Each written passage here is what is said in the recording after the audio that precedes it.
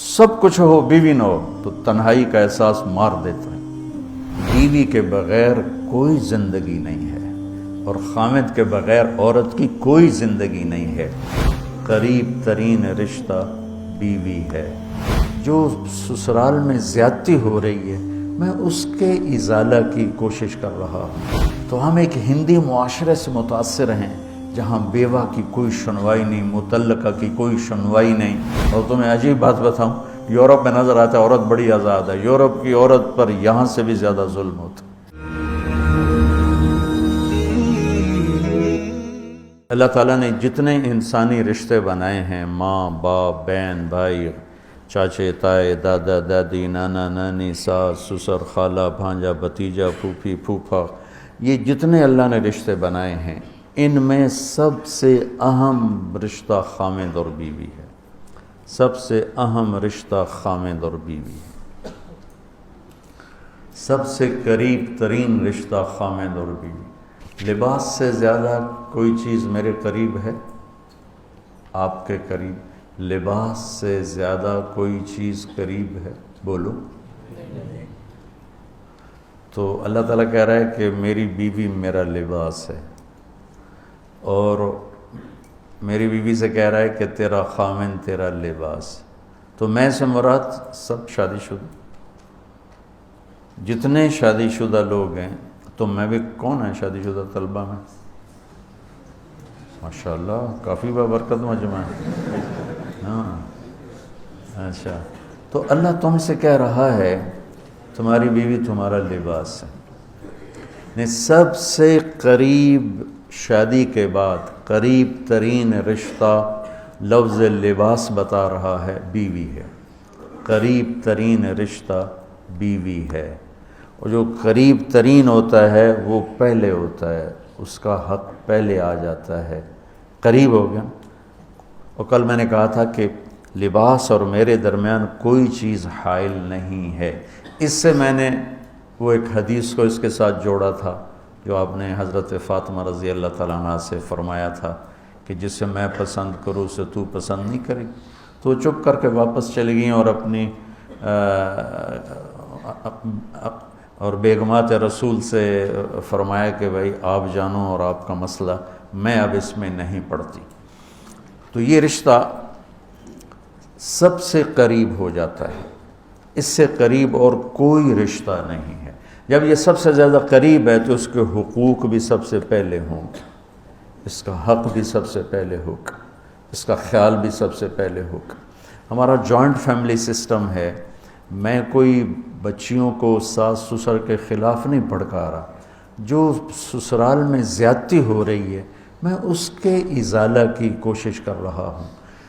آنے والی بچی اپنے ماں باپ کو چھوڑ کر آئی ہے، اب وہ اپنے خامد کے ماں باپ کو اپنا ماں باپ بنا لے تو اس کی سعادت ہے، اور بچے کے ماں باپ نے اپنی بیٹیوں کو آگے روانہ کر دیا ہے، وہ اس آنے والی بہو کو اپنی بیٹی بنا لیں تو کتنا خوبصورت ہو جائے گا یہ نظام۔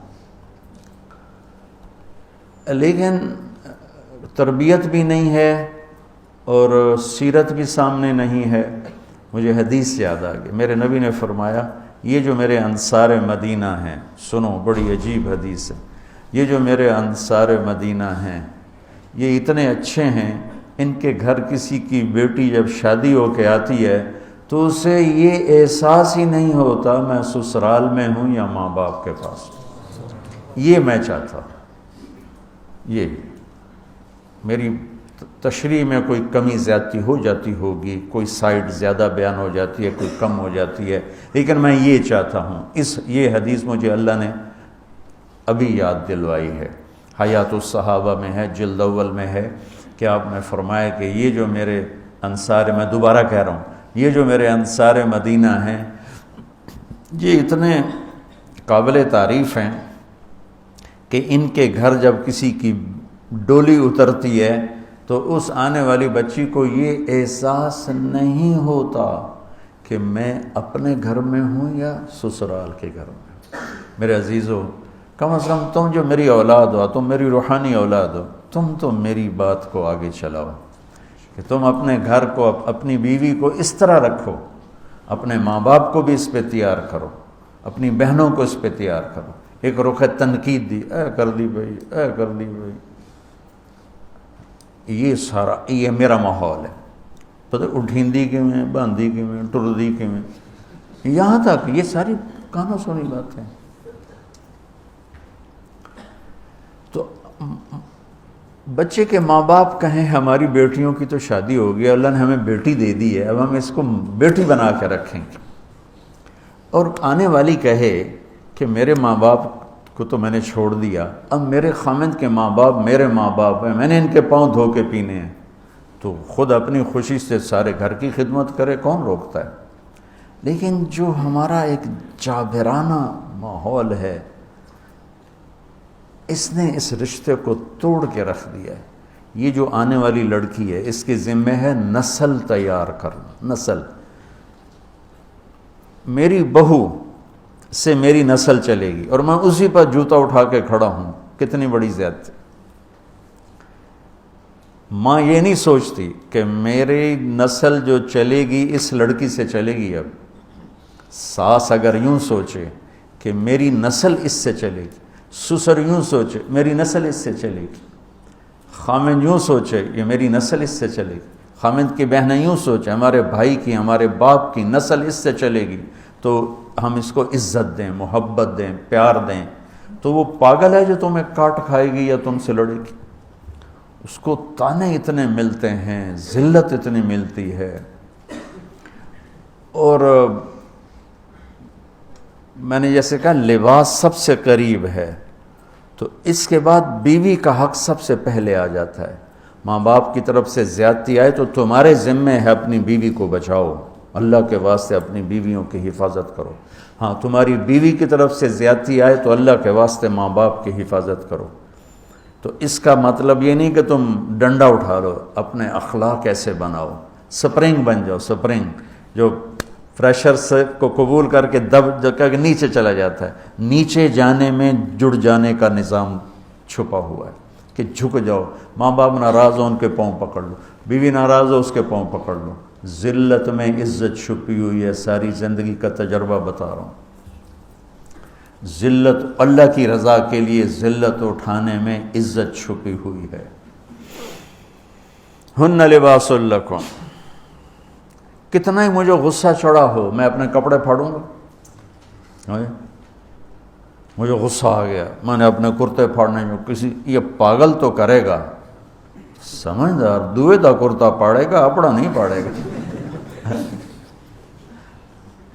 اب مجھے بیوی پہ غصہ چڑھ گیا تو میرا لباس ہے، اس کو تار تار کر دوں، گالیاں دوں، تھپڑ ماروں، تو ایسے جیسے میں اپنے کرتے کو پھاڑ رہا اور اپنے کرتے کو تار تار کر رہا۔ بیوی کو غصہ چڑھے تو وہ اپنے کپڑے پھاڑتی ہے۔ کپڑوں کے لیے کتنے حفاظتی نظام ہیں، الماریاں بنی ہوئی ہیں اور ہینگر بنے ہوئے ہیں، کریز خراب نہ ہو۔ ہم کھاتے ہوئے کیا کرتے ہیں، آگے اگر کپڑے نئے پہنے ہوں تو آستینیں چڑھا لیتے ہیں کہ کہیں کوئی شوربہ کچھ سالن ادھر نہ لگ جائے، ادھر نہ لگ جائے۔ میں جب بھی بیٹھتا ہوں تو میری بیوی کہتی ہے آستینیں چڑھاؤ، آستینیں چڑھاؤ، لگنا چاہے۔ اور آگے ہم کیا کرتے ہیں، تولیہ رکھتے ہیں، نیپکن رکھتے ہیں، رومال رکھتے ہیں۔ بڑے بڑے ہوٹلوں میں جاؤ تو پہلے وہ ساتھ رکھا ہوتا ہے کہ کوئی کھانے کا ذرہ گرے، سالن کا کوئی قطرہ گرے تو آپ کے کپڑے خراب نہ ہوں۔ ہم کیچڑ میں جا رہے ہوں تو ہم اپنے پاؤں گندے کر لیتے ہیں، کپڑے گندے نہیں ہونے دیتے، اپنے شلوار اوپر کر لیتے ہیں، پتلون اوپر کر لیتے ہیں، پاجامہ اوپر کر لیتے ہیں۔ تو جب کہیں سے کوئی آنے لگے ایسی ناگواریاں تو اپنے اوپر لے لو، بیوی پہ نہ آنے دو۔ ہم کپڑا بچاتے ہیں یا پاؤں بچاتے ہیں؟ کپڑا بچاتے ہیں، شلوار اوپر ٹانگ لیتے ہیں، کرتے کو یوں سمیٹ لیتے ہیں۔ تو جتنا کیچڑ ہے حالات کا، واقعات کا، اخلاق کا، وہ کیچڑ اپنے اوپر لے لو، بیوی کو بچا لو۔ اور بیوی کیا کرے، وہ جتنا کیچڑ ہے حالات کا، واقعات کا، ناگواریوں کا، اپنے اوپر لے لے، خامد کو بچا لے۔ لباس کا اور کیا کام ہے، یواری سواتکم، یہ تمہارے عیب چھپاتا ہے۔ تو میرا کام کیا ہے، میں بیوی کی کمیاں چھپاؤں، ڈھنڈورا نہ پیٹو۔ بیوی کا کام کیا ہے؟ خامد کی کمیاں چھپائے، ڈھنڈورا نہ پیٹے۔ دوسرا کام کیا ہے لباس کا؟ وریشہ، لباس مجھے خوبصورت بناتا ہے۔ یہ ایک واحد رشتہ ہے جو زندگی کو خوبصورت بناتا ہے۔ سب کچھ ہو بیوی نہ ہو تو تنہائی کا احساس مار دیتا ہے۔ اس سے ایک اور مطلب نکلتا ہے کہ لباس کے بغیر ایک لمحہ گزارا نہیں۔ سارا دن پانی نہیں پیتے ہیں نا، اب میں بیان میں پانی پی رہا ہوں، لیکن 16 گھنٹے تو گزارے ہیں نا، پانی نہیں پیا، کھانا نہیں کھایا، 16 سیکنڈ لباس کے بغیر گزار سکتے ہیں؟ بولو۔ کوئی بھی کمرے میں نہ ہو، تم تنہا ہو، تم کپڑے اتارو تو تم اپنے آپ کو عجیب فیل کرو گے، تم خود اپنے آپ کو چادر میں چھپانے کی کوشش کرو گے۔ ان لباس ایک ایسی زبردست ضرورت ہے بلا دلیل کہ تم تنہا کمرے میں بھی کپڑے اتارو تو تم اپنے آپ کو عجیب سا محسوس کرتے ہو۔ اس سے پتہ چلا کہ بیوی کے بغیر کوئی زندگی نہیں ہے اور خامد کے بغیر عورت کی کوئی زندگی نہیں ہے۔ یہ ہمارا بدبخت معاشرہ ہندی کہ کسی بچی کو طلاق ہو جائے وہ گل سڑ کے مر جاتی، اس کی شادی نہیں ہوتی۔ کوئی جوان بچی بیوہ ہو جائے وہ سسک سسک کے مر جاتی، اس کی شادی نہیں ہوتی۔ کوئی 40-50 سال کا ہو جائے مرد، اس کی بیوی مر جائے، کوئی اس کو لڑکی دینے کے لیے تیار کوئی نہیں۔ اور لباس کا لفظ بتاتا ہے کہ شادی کے بغیر انسان ننگا ہے، اور ننگے انسان کا کوئی کہیں بھی گزارا نہیں ہے۔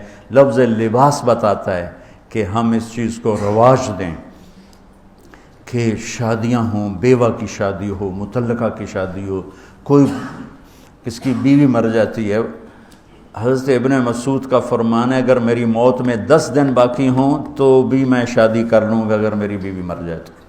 ابو ہریرہ کہتے ہیں اگر میری زندگی میں 7 دن باقی ہوں اور میری بیوی مر جائے تو میں 1 ہفتہ بھی شادی کے بغیر نہیں رہوں گا، میں شادی کر لوں گا۔ تو ہم ایک ہندی معاشرے سے متاثر ہیں جہاں بیوہ کی کوئی سنوائی نہیں، مطلقہ کی کوئی سنوائی نہیں، اور کوئی جوان بھی 2-4 بچے ہیں اور بیوی مر جائے تو اس کی کوئی شادی نہیں ہے، وہ سسک سسک کے وہ بلک بلک کے زندگی گزارتے ہیں۔ ہم لوگ اس کو رواج دیں۔ لباس، لفظ لباس بتا رہا ہے کہ جیسے لباس کے بغیر ایک لمحہ آدمی چین سے نہیں بیٹھ سکتا، ایسے ہی اس رشتے کے بغیر زندگی میں کوئی خوبصورتی نہیں، کوئی حسن نہیں ہے۔ ہن لباس لکم وانتم لباس لہن۔ تو لباس کیا کرتا ہے؟ زیب و زینت۔ لباس کیا کرتا ہے؟ عیب چھپاتا ہے۔ لباس کیا کرتا ہے؟ خوبصورت بناتا ہے۔ تو اس رشتے کو خوبصورت بنانا ہے، بیوی خامند کے لیے، خامند بیوی کے لیے۔ کس طرح یہ رشتہ خوبصورت بنے گا؟ اچھے اخلاق کے ساتھ، اچھے اخلاق کے ساتھ۔ اگر گھر والوں کے اخلاق اچھے ہوں، وہ بچی ساس سسر کو ماں باپ بنا لے، ساس سسر بچی کو ماں باپ بنا لے، خامند بیوی کو ہتھیلی کا چھالا بنا لے، بیوی خامند کو ہتھیلی کا چھالا بنا لے۔ میں قربان جاؤں اپنے نبی پر، ساری کائنات کو نور ایمان دینے والی ہستی، اور حضرت عائشہ رضی اللہ عنہ کو لقمے بنا کے کھلا رہے ہیں۔ کمال۔ حضرت عائشہ رضی اللہ تعالیٰ عنہ وہ بڑی بڑی بوٹیاں ہوتی تھیں نا، وہ اٹھا کے ایسے نوچتیں اور پھر رکھ دیتیں، روٹی کا ٹکڑا اٹھاتی۔ میرے نبی وہی بوٹی اٹھاتے جہاں حضرت عائشہ نے نوچا ہوتا تھا، وہیں دکھا کے کرتے تھے، ان کی محبت کو لینے کے لیے اور ہمیں سکھانے کے۔ حضرت عائشہ گلاس اٹھاتی، وہ بڑے بڑے ہوتے تھے، اب تو یہ چھوٹے چھوٹے گلاس ہیں، بخل کا زمانہ آ گیا، پانی بھی تھوڑا دیں دیں۔ ہمارے دیہات کا کلچر تھا، اب تو مٹ گیا ہے، مہمان ہی کوئی نہیں ہوتے۔ جب کچی سڑکیں ہوتی تھیں اور ذرائع نہیں تھے تو بہت سے مسافر ہمارے ڈیروں میں آ کے رات گزارتے تھے، ہماری پہچان والے نہیں، اجنبی راہگیر اور کوئی پہچان والے بھی۔ لیکن جو بھی تھے، کوئی اپنے ہیں، پہچان والے ہیں، دوست ہیں، مسافر راہگیر ہیں، ان کو رات کو کھانے کے بعد دودھ پلانا یہ ہماری تہذیب تھی کہ جتنے بھی ہیں دیرے میں 15 ہیں، 20 ہیں، 1 ہے، جاؤ بھائی روٹی کھا لی، ہاں دودھ پواؤ سارے ہیں۔ وہ جانور بہت زیادہ ہوتے تھے، کھیتی باڑی کم ہوتی تھی، دودھ وافر ہوتا تھا، وہ گلاس اتنے بڑے بڑے ہوتے تھے، 3 پاؤ کا گلاس ہوتا تھا۔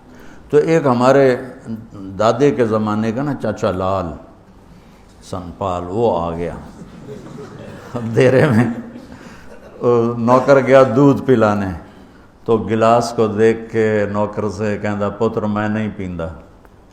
اسا کہا چاچا کیوں نہیں پینا؟ اسا کہا 2 تو ود پیواں تو بے غیرت بنا، تے 2 تے میرا گزارا نہیں جاتا،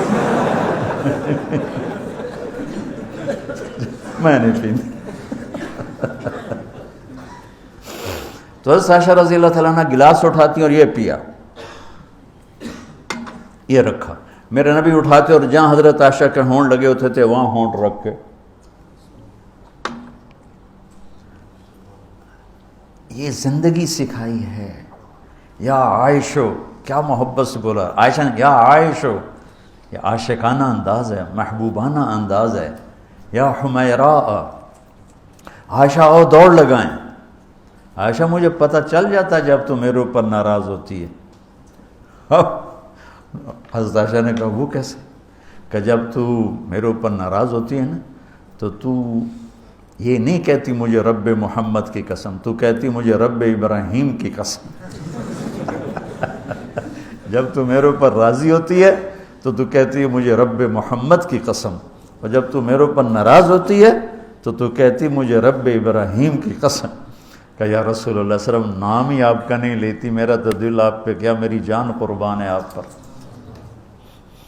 عرب کے ماحول میں اظہار عشق عیب تھا بیوی سے، ہاں معشوق سے اظہار عشق ساری شاعری بھری پڑی، تم نے شعراء جاہلیت پڑھو یا بعد کو پڑھو، بھری پڑی۔ وَهَلْ تَبْكِينَ لَيْلَا إِذَا مِتُّ قَبْلَهَا وَقَامَ عَلَىٰ قَبْرِ النِّسَاءُ النَّوَائِحُ لَيْلًا كَمَا لَوْ أَصَابَ الْمَوْتُ لَيْلًا بَكَيْتُهَا وَجَادَ لَهَا دَمْعًا مِنَ الْعَيْنِ الصَّافِحُ وَأَغْبِطُ مِنْ لَيْلًا بِمَا لَا أَنَالُهُ بَلَا كُلُّ مَا قَرَّتْ بِهِ الْعَيْنُ طَائِعُ وَلَوْ أَنَّ لَيْلًا، دیکھو لیلہ لیلہ لیلہ 4 شعر ہیں، لیلہ ہر شعر میں لیلہ۔ وَلَوْ أَنَّ لَيْلَ الْأُخَيْلِيَّةَ سَلَّمَتْ عَلَيَّ وَدُونِي جَنْدَلٌ وَصَفَائِحُ لَسَلَّمْتُ تَسْلِيمَ الْبَشَاشَةِ أَوْ زَقَا إِلَيْهَا صَدًا مِنْ جَانِبِ الْقَبْرِ سَائِحُ۔ وہ بڑے زور شور سے لیلہ لیلہ لیلہ اپنے اشعار میں کہہ رہا ہے، لیکن بیوی سے اظہار عشق عیب، موت۔ اس ماحول میں جس میں بیوی سے اظہار عشق ایک عیب تھا اور معشوق سے اظہار عشق شاعری بھری پڑی ہے۔ ترکت ہوا لیلا وسعد بمعزل، کیا کیا خوبصورت شاعری ہے۔ بے بالشموس الجانحات غواربا، اللہ بساط من الحریر جلاببا حاولنا تفدیتی وخفنا مراقبا فوضعنا ایدیہن فوق ترائب۔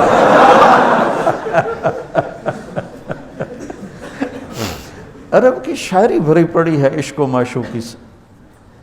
اس ماحول میں میرے نبی سے ایک شخص کہتا ہے یا رسول اللہ من احب الناس الیک، آپ کو سب سے زیادہ کس سے پیار ہے؟ بھری محفل ہے، مسجد الگ نہیں کہ یوں کر کے پوچھ رہا ہو، بھری محفل میں آپ سب سے زیادہ کس سے پیار کرتے ہیں؟ تو آپ نے زور سے کہا عائشہ سے۔ اللہ اکبر اللہ اکبر، ہائے ہائے ہائے ہائے ہائے۔ وہ تو ہل گئے، وہ کہنے لگے، ان کی تو سمجھ میں نہیں آئی بات، تو انہوں نے کہا یا رسول اللہ میرا مطلب ہے مردوں میں آپ کس سے زیادہ پیار کرتے؟ تو آپ کو اندازہ ہو گیا بھائی کیوں یہ پوچھ رہا ہے، اس کو ہضم نہیں ہوا جواب۔ تو آپ نے کہنا تھا ابو بکر سے، تو آپ نے فرمایا مردوں میں عائشہ کے عباس، ابوہا عائشہ کے عباس۔ کیا زندگی سکھائی، ہن لباس لکم وانتم لباس لہن، یہ تمہارا لباس ہیں. تمہیں کتنا ہی غصہ چڑھے لباس تو نہیں پھاڑو گے. تمہیں غصہ چڑھے بیوی کو بے عزت نہ کرو. بیوی کو غصہ چڑھے تو کرتا پھاڑے گی، اپنا دوپٹے کو آگ میں ڈالے گی، نہیں، اس کو بچائے گی. صرف پاگل یہ کام کرتا ہے. اسی ایک لفظ لباس کے اندر زندگی گزارنے کا پورا طریقہ موجود ہے. اور اسی کے اندر بیواؤں کی، مطلقہ کی، رنڈوے کی شادی کا اشارہ خوبصورت موجود ہے کہ لباس کے بغیر تو ایک لمحہ انسان نہیں گزار سکتا. تو اس کو رواج دینا یہ ہمارے ذمے ہے، اور اپنے نبی کی معاشرت کو بتانا یہ ہمارے ذمے ہے. ہم تو ان مسائل میں پڑ گئے جن کا نہ جنت سے تعلق ہے نہ جہنم سے تعلق ہے. الٹا وہ مسائل جس میں زیادہ اختلاف ہے اس میں زیادہ بولنا، زیادہ تقریریں کرنا، اس چیز نے ہمیں اپنی منزل سے بہت دور کر دیا. ہم کھو گئے ہیں، کہیں اور چلے گئے ہیں. تو اس عرب کے ماحول میں میرے نبی نے لباس بنا کے دکھایا. اور صفیہ رضی اللہ تعالیٰ عنہ چھوٹے قد کی تھی، اونٹ پہ سواری کے لیے وہ خود نہیں کر سکتی تھی، آپ نے اپنا گھٹنا آگے کر دیا. حضرت صفیہ نے آپ کے گھٹنے پر پاؤں رکھا اور اس کو زینہ بنا کے آپ نے ان کو اوپر چڑھایا، زینہ بنا کے.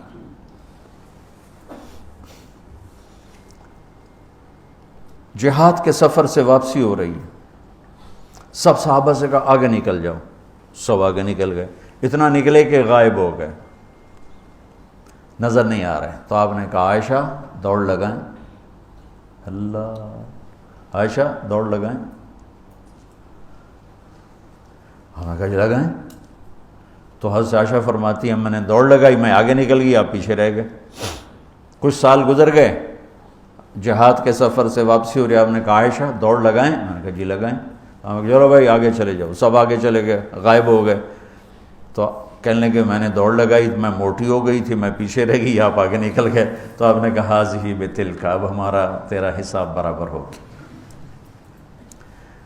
آپ بچوں زندگی تو پڑھو کہ تمہارے نبی نے کیا خوبصورت زندگی گزاری ہے. ایک صحابی کہتے ہیں دائم الفکر متواصل الاحزان، کیسے تھے ہمارے نبی؟ تو وہ جواب دیتے ہیں بڑے غمگین، بڑے فکر مند. ٹھیک ہو؟ یہی سوال ایک شخص حضرت عائشہ سے کرتا ہے کیسے تھے ہمارے نبی؟ کہتی ہیں کان ضحاکن بسامن، بڑے ہنسنے والے، بڑے مسکرانے والے. ایک کہہ رہا ہے بڑے غمگین، بڑے فکر والے. ایک کہہ رہی ہیں بڑے ہنسنے والے، بڑے مسکرانے والے. یہ فرق کیوں ہے؟ ایک نے دیکھا ہے مسجد کے ماحول میں، وہاں نبوت کی ذمہ داری مقدم ہے اور اس کا احساس آپ پر وزن ڈال رہا ہے. اما عائشہ نے دیکھا مسکراتا ہنستا کہاں؟ گھر میں آپ مسکرانے والے ہیں، آپ ہنسنے والے ہیں. اور نبوت کی ذمہ داری ہے، درد بھی ہے، لیکن اس کو اندر چھپا لیا ہے. اب بیگم کو ہنس کے دکھا رہے ہیں، خوش ہو کے دکھا رہے ہیں، اور ان کے ساتھ لاڈ کر رہے ہیں، ان کے ساتھ پیار کر رہے ہیں. وہ جو حدیث ام زرع ہے شمائل ترمذی کی، کتنی لمبی چوڑی وہ لایانی کہانی ہے، اور آپ نے بیٹھ کے ساری سنی. آج کا تو کوئی بزرگ ہو تو کہتا ہو تو کیا لایانی شروع کر دی، اتنی دیر میں تو ذکر ہو سکتا تھا. بیوی کے ساتھ لایانی بھی عبادت، وہ لایانی تو ہوتی نہیں بیوی کے ساتھ. جہاد کا سفر ہے، جہاد کا، اور سفر کے لیے تیاری کا اعلان اور کوچ کا اعلان. حضرت عائشہ اونٹنی پہ بیٹھیں، گلے میں دیکھا ہار کوئی نہیں. کہا یا رسول اللہ میں تو نہیں جاؤں گی، میرا ہار گم ہو گیا، میرا ہار پہلے ڈھونڈوائیں. سارے لشکر کو ہار پہ لگا دیا. آپ کہتے تیرا دماغ خراب، میں جہاد میں تیرے لاڈ اٹھاؤں اور تیرے ہار کے پیچھے میں سفر کینسل کروں؟ چلو چلو. آپ نے کہا چلو بھائی عائشہ کا ہار ڈھونڈو. سارے ہار ڈھونڈنے میں لگ گئے، سارے. یہ میں کہاں سے کوئی میں فرضی قصے بیان کر رہا ہوں، گھڑ گھڑ کے بیان کر رہا ہوں؟ تمہیں اپنے حبیب کی سیرت سے اٹھا کے دے رہا ہوں. کوئی آپ کسی سیر پہ نہیں نکلے تھے کہ کوئی بات نہیں سفر کینسل کرو، جہاد کا سفر ہے اور آپ کہہ رہے ہیں عائشہ کا ہار ڈھونڈو۔ آپ دیکھ رہے تھے کہ آگے عورتوں کے ساتھ کتنے کتنے ظلم ہوں گے۔ تم کو بھی سنو ان کی چیخیں اور آہیں جو میں سنتا ہوں تمہارے کلیجے پھٹ جائیں کہ کس قدر ظلم ہے۔ اور تمہیں عجیب بات بتاؤں، یورپ میں نظر آتا ہے عورت بڑی آزاد ہے، یورپ کی عورت پر یہاں سے بھی زیادہ ظلم ہوتا، دیکھنے میں وہ آزاد نظر آتی، لیکن اوف اللہ اللہ۔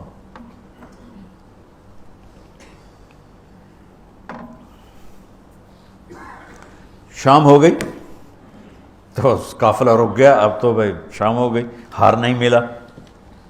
مغرب عشاء کے لیے تو پانی موجود تھا، اب عشاء پڑھنے کے بعد پانی ختم، چونکہ خیال تھا بھائی اگلی منزل پانی ہے تو وہاں جا کے نماز پڑھیں گے، تو اب پانی کوئی نہیں ہے، اور سب نے ابو بکر صدیق رضی اللہ تعالیٰ عنہ کو تانے دینے شروع کیے، تیری بیٹی کی وجہ سے اب فجر کی نماز کا کیا بنے گا، اب تو پانی کوئی نہیں، وہ وضو کیسے کریں گے، تیمم کی آیت ابھی آئی نہیں ہے۔ تو حضرت ابو بکر صدیق کو غصہ چڑھا، وہ گئے اللہ کے نبی کے خیمے میں، وہ تو باب تھے، تو آگے اللہ کے نبی حضرت عائشہ کی گود میں سر رکھے سو رہے تھے، حضرت عائشہ یوں بیٹھی ہوئی تھی، تو اب کیا کریں، وہ سوئے ہوئے ہیں تو بول تو سکتے ہی نہیں، تب وہ چہرے سے ان کو ڈانٹ رہے ہیں،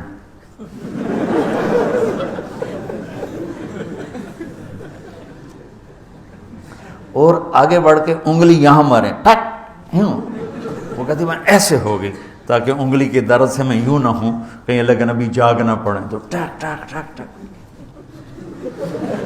تیری وجہ سے آج سارا صحابہ تکلیف میں اور پانی کوئی نہیں ہے، گویا چہرے سے سارا کچھ کہہ رہے ہیں، یوں کر رہے ہیں، چہرے سے سارا کچھ بتا رہے ہیں، اور غصے میں باہر آ گئے۔ اللہ کے نبی کی آنکھ کھلی، پتہ چلا پانی کوئی نہیں، نماز کا ٹائم ہے، اللہ نے کہا چلو فتیمموا صعیدا طیبا، چلو بھائی مٹی سے تیمم کرو، ہم نے تمہیں پانی سے بھی بے نیاز کر دیا۔ تو پھر سعد بن عبادہ کہنے لگے ابو بکر تیرے گھرانے کی یہ پہلی برکت تھوڑا ہی ہے، اور بھی بڑی برکتیں پہلے ملی ہیں، پہلے سب ناراض ہو رہے تھے، پھر سارے خوش ہو گئے کہ یہ کیا مل گیا، اللہ نے ہمیں تیمم دے، کسی امت کو تیمم نہیں ملا۔ دیکھو نا، یوں کر کے کر لو، اس سے کوئی پاک ہوتا ہے، اور پھر یوں ایسے کر لو، چلو بھائی غسل سے بھی فراغت ہو گئی، پانی کوئی نہیں ہے تو ہمیں غسل کی ضرورت پڑ گئی ہے، تو اتنا ہی کام ہے، ضربتان۔ حضرت عمار بن یاسر نیا نیا تیمم کا حکم آیا تھا، پتہ تھا نہیں کیسے کرنا ہے، تو وہ سفر میں تھے تو ان کو ضرورت پڑ گئی نہانے کی، ان کا اب وضو کے لیے تو تیمم ہے بھائی یوں کر لو، لیکن نہانے کے لیے تو تیمم کیسے کروں گا، تو سارے کپڑے اتار کے ریت پہ کبھی یوں لوٹ کبھی یوں ہو رہا کبھی یوں ہو رہا، تھے بھی بڑے لمبے چوڑے عمار بن یاسر، آ کر کہنے لگے یا رسول اللہ آج میں نے یوں تیمم کیا، آپ نے کہا انما یکفیک ضربتان، ارے وہاں بھی تجھے 2 ضربیں ہی کافی تھیں، یہ اور یہ۔ تو نماز پڑھی گئی، حضرت عائشہ نے کہا یا رسول اللہ ٹھیک ہے ہار نہیں ملتا چلیں۔ جب میرے نبی سے اماں عائشہ نے کہا چلیں، تب آپ نے کہا چلو، وہ جب اونٹنی کو اٹھایا تو ہار اس کے نیچے گرا پڑا تھا، وہ دھاگا ٹوٹا اور پھسل کے نیچے چلا گیا، وہ سارے ادھر ادھر ڈھونڈتے رہے، اونٹنی کو کسی نے اٹھایا نہیں۔ اللہ نے تیمم کی رخصت دینی تھی، اور ایک ہمیں خوبصورت زندگی کا درس دینا تھا کہ اتنے بڑے سفر میں بھی بیوی کے لاڈ کو مقدم کیا، ضرورت کو نہیں۔ ہار ضرورت ہے؟ بولو وہ بولو، اس لیے کہلوانا چاہتا ہوں کہ تمہیں مشکل سبق بتا رہا ہوں، یہ یہاں کرسی پہ بیٹھ کے بتانا بہت آسان ہے، جب ناگواری آتی ہے پھر پتہ چلتا ہے کہ اب اپنے آپ کو سنبھالنا کیسے۔ اگر ناگواریوں کو سہنا سیکھ جاؤ گے تو تمہارا گھر جنت بن جائے گا، اگر ناگواریوں کو اگلنا شروع کرو گے تو تم اپنے گھر کو جہنم بنا لو۔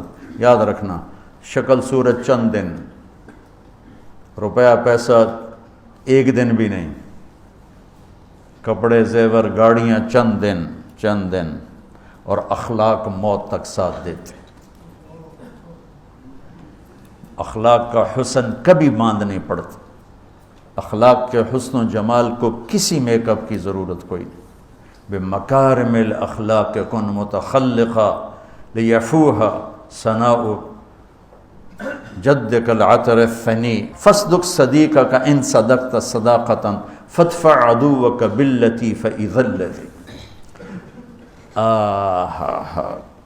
ضمیری کہتے ہیں کہ ایسے اخلاق بنا کہ تم مشک کی طرح مہکے، دوست کو دوست بن کے دکھا. اور فادفع عدوک باللتی فاذا الذی، یہ مصر آپ کی فصاحت پر پتہ بتاتا ہے کہ کیا کمال سے آیت کو اس مصرے میں فٹ کیا. فادفع عدوک باللتی فاذا الذی، ادفع باللتی ہی احسن فاذا الذی بینک وبینہ عداوۃ کانہ ولی. فادفع عدوک باللتی فاذا الذی.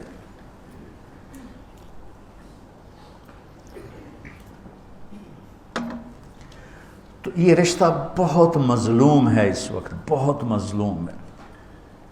بے شک کہیں آنے والی لڑکی ایسی بے وقوف ہوتی ہے کہ تہس نہس کر دیتی. لڑکی کے ماں باپ اتنے بے وقوف ہوتے ہیں کہ بچی کو دینے کے بعد بھی اپنے کنٹرول میں رکھتے ہیں.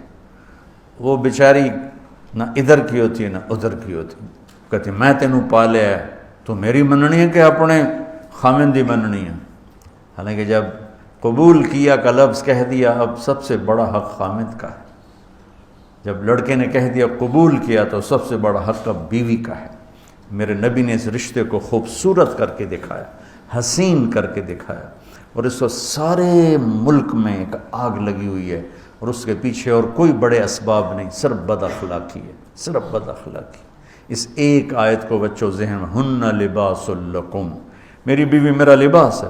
جتنی میں لباس کی حفاظت کرتا ہوں اتنا میں اس رشتے کی حفاظت کر لوں میرا گھر آباد ہو جائے. میرا خامند میرا لباس ہے، میں جتنا اپنے لباس کی حفاظت کرتی ہوں اتنی اپنے خامند کی حفاظت کر لوں میرا گھر آباد ہو جائے. تو یہ بہت خوبصورت تشبیہ ہے، بہت خوبصورت تعبیر ہے جو میرے رب یہاں لے کر آئے ہیں، اور زندگی گزارنے کا طریقہ. اور دوسری بات دیکھو، اللہ اس آیت کو لائے ہیں روزے کے فرض میں. یہ ابھی بات سمجھ میں آئی ہے.